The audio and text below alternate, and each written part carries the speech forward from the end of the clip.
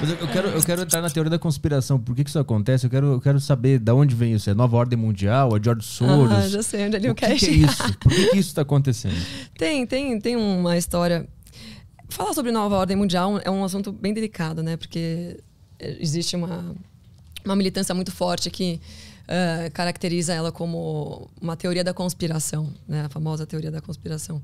Mas o fato é que, gente, no decorrer da história da civilização, a gente teve pessoas que queriam o poder, que queriam dominar o mundo, né? A gente teve o Império Romano que queria dominar o mundo, Júlio César queria dominar o mundo, o Napoleão queria dominar o mundo, o Hitler queria... Então, assim, quando a gente fala em pessoas em uma elite global que quer dominar o mundo, não se trata de uma teoria da conspiração. A gente está vendo o que está acontecendo, né? A gente tem aquelas famílias que estão sempre no poder há décadas e décadas e elas não saem de lá e elas financiam projetos que dão força para que elas se mantenham onde elas estão. Isso é um fato, isso não é teoria.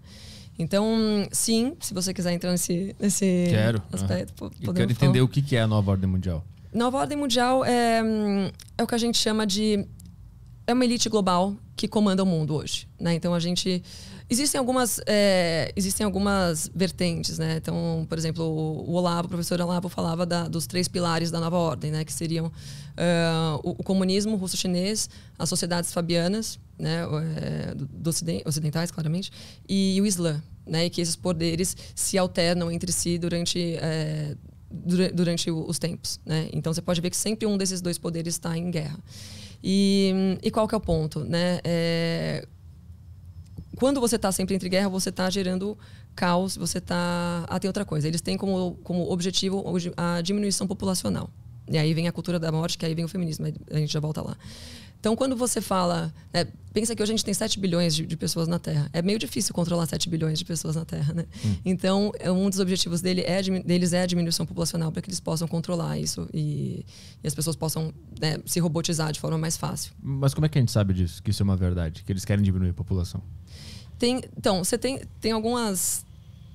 Existem congressos, tá? Tipo assim, tem no YouTube, se você procurar, tipo assim, tem lá o New World Order na Indonésia, aí tem um cara lá falando de diminuição populacional.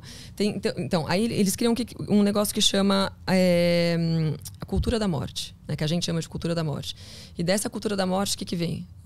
O feminismo, porque o feminismo vai falar para a mulher o quê? Que ela não precisa engravidar, que ela é empoderada, que ela pode pegar quem ela quiser.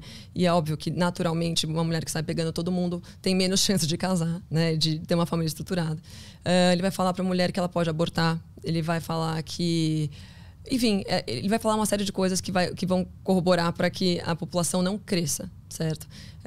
Ele vai apoiar a eutanásia, ele vai apoiar o suicídio assistido.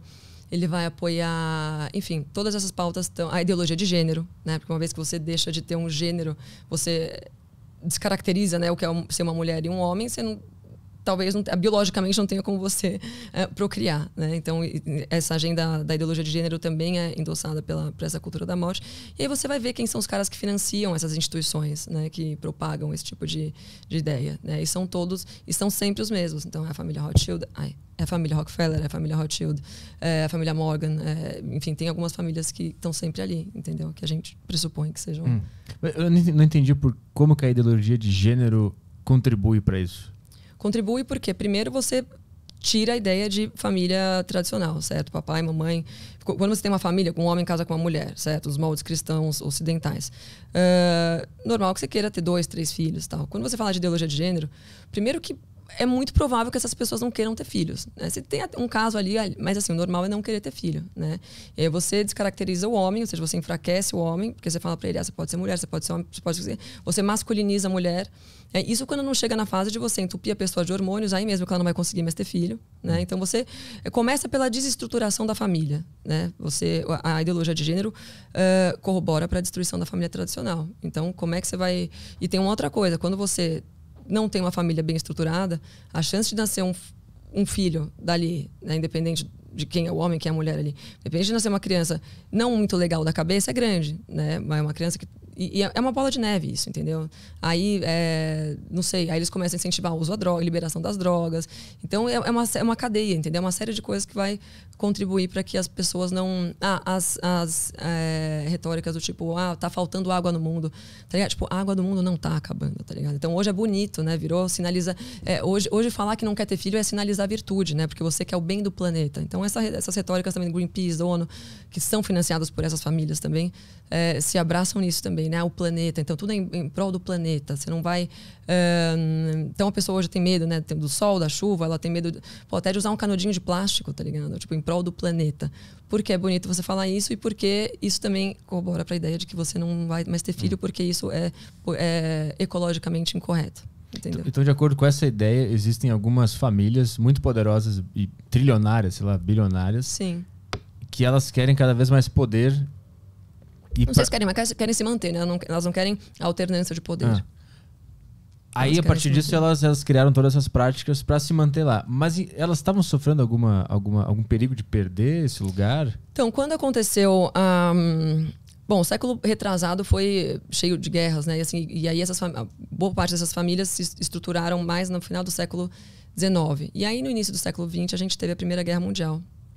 E aí, essas famílias tiveram muita perda material, né? Porque, na verdade, quem reconstrói tudo nas civilizações, nas cidades, são essas famílias, né? Então, normalmente, essas famílias são as que vão financiar hospitais, as que constroem escolas, edifícios, todo tipo de patrimônio público. Então, bom, uma guerra acaba com tudo isso, né? Então, elas tiveram um dano material muito grande e é aí que elas resolveram se organizar melhor, né? Foi daí, inclusive, que criaram a Liga das Nações, né? Que depois veio a ser que precedeu a ONU, né? Mas a Liga das Nações era meio que isso, era meio que um acordo para pacificar o mundo, porque eles falaram assim, tipo, a gente teve que gastar grana pra caramba, entendeu? Para reconstruir o mundo depois da Primeira Guerra. Então vamos tentar não brigar, porque a gente não quer gastar essa grana de novo. Foi meio que essa ideia, entendeu? Então, depois da Primeira Guerra, que elas se estruturaram de uma maneira mais sólida. Mas assim, o povo, de forma geral, estava virando uma ameaça para essas famílias, para eles terem que criar todas essas campanhas para enfraquecer as pessoas de forma geral? Então, quando você tem uma guerra mundial, principalmente, né, você tem não só o dano material, mas você tem alternâncias de poder que você não está contando, né? Então, assim, por exemplo, quando você teve ali essas elites não estavam contando, por exemplo, com a ascensão do comunismo, né? Dos bolcheviques, tal, Lenin. Então, e sempre tem, né? Tipo assim, uma guerra mundial destabiliza todo mundo de todas as formas, né? Financeiramente, psicologicamente. Então, você está muito mais sujeito, muito mais exposto, muito mais propenso a perder a tua posição de poder, né? Isso é um fato. Não, numa guerra eu entendo, mas eu quero entender agora. Não, agora. Então, é que agora a coisa já está muito bem estabelecida, entendeu? E quando você está falando onde tem essas. Tem um monumento na Geórgia que chama Georgia Guidestones, né? São as pedras guia da Geórgia. E lá tem os mandamentos da Primeira Ordem. Então, foi um monumento que apareceu na década de 70, do nada. Eu já vi isso aí. Isso é uma loucura, né? E aí tem lá um dos mandamentos a diminuição populacional para 500 milhões de habitantes. É bom, hein? Aí não tem mais trânsito. Tem que só matar 6 bilhões e meio. Pois eu gosto um pouco dessa ideia. De matar a galera. Vai ser um pouco bom. Eu peguei trânsito em São Paulo hoje. Nossa senhora, eu tô do lado... É George Soros, o cara. É boa essa ideia. Eu gostei desse cara. Eu queria... Eu não sei, me parece um pouco fantasioso ainda, essa ideia. E tá tudo bem. Eu quero entender... Eu queria... Eu não sei... Eles vão criar tudo isso pra... Já criaram, né? Já tá criado. Agora a máquina só se retroalimenta. Tu acredita que tem o que fazer ou é rumo ao apocalipse? Bom, eu sou cristã, né? Eu acredito na degradação moral total da sociedade e no apocalipse. Enfim. Então meio que não vale a pena brigar contra isso. É só deixar Deus agir. Não dá pra saber quando que vai acontecer o apocalipse, né? Eu tô falando da visão cristã, né? Tipo, não tem como a gente falar quando vai acontecer. Pode ser daqui 20 anos, pode ser daqui 1000 anos, a gente não sabe.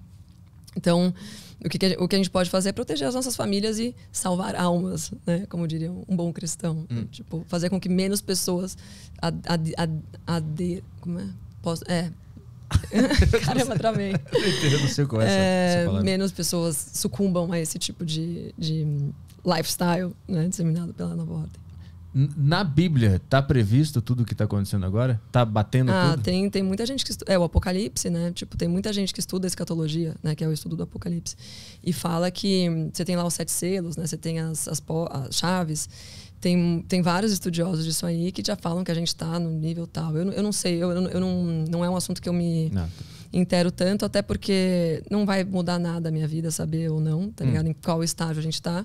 O que dá pra fazer é o que eu tô fazendo, entendeu? Isso que eu quero perguntar. Vale a pena essa briga toda e ser odiada e ter Instagram deletado e pessoas xingando e pessoas perseguindo? Vale a pena? Olha, tudo vale a pena quando a alma não é pequena. Mas assim, não é questão de valer a pena ou não. Mas assim, quando as pessoas vêm de fora, falam, nossa, você está sendo derrubada, odiada, xingada. Mas o ponto é que tem muita gente que abraça o que eu tô fazendo, entendeu? Que tá de acordo, que... Pô, toda semana eu recebo, assim, relatos de meninas de 14, 15 anos falando, meu, graças a você eu não sou feminista. Eu era da esquerdista e graças a você eu não sou. Pô, isso aí, cara, pra mim eu tô salvando almas, tá ligado? Tipo, então, por mais que exista uma corrente muito grande e muito mais barulhenta do lado de lá, quando quando você vai pincelando, pescando essas pessoas, falo, pô, óbvio que vale a pena, entendeu? É óbvio, e tem que existir pessoas que falem o contrário do que está se dizendo no mundo, né? Tipo, tem na Bíblia, em Romanos 12:2, né? Ele fala, não se acostumem com a forma com que o mundo está.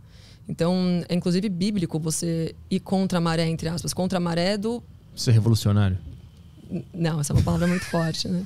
Se bem que hoje, né, ser revolucionário é um ato cristão, né? Ser cristão é revolucionário hoje. Mas eu acho que com certeza vale, não só porque existe um endosso muito grande também do lado de cá, porque eu vejo isso. Não só em relação a mim, mas aos meus amigos que estão também nessa luta, né?